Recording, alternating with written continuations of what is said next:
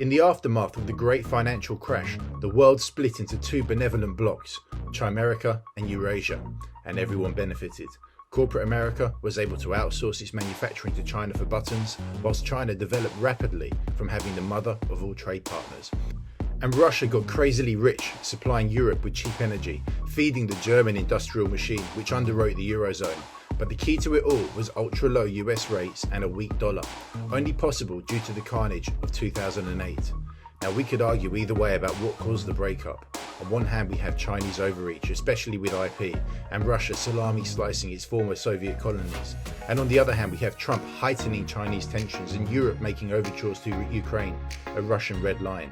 It's probably a bit of both if we're honest, and in a sense, these issues were manageable because the rates were low and trade flowed.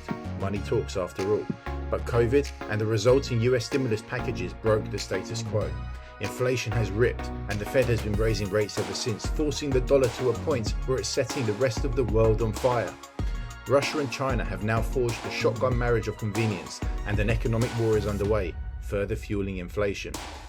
And interestingly, Bitcoin has utterly failed as a safe haven, becoming completely shackled to US monetary policy and trading like a tech stock. But there is a glimmer of hope out there. Peter Thiel and Sam Altman, Silicon Valley legends, are backing a project aimed at fighting inflation, and it looks set to launch just as inflation forces the world back to the Stone Ages. Reserve is a stablecoin project that allows people around the world to seamlessly convert their local currency into a range of stablecoins, circumventing inflation. The beauty is the ever-expanding network of companies and businesses accepting Reserve as a payment method. The project's coding is complete, with only the final audit standing in the way before launch. And with developed European nations now warning of a decade of discontent ahead, it's probably worth taking a look at what Reserve is up to.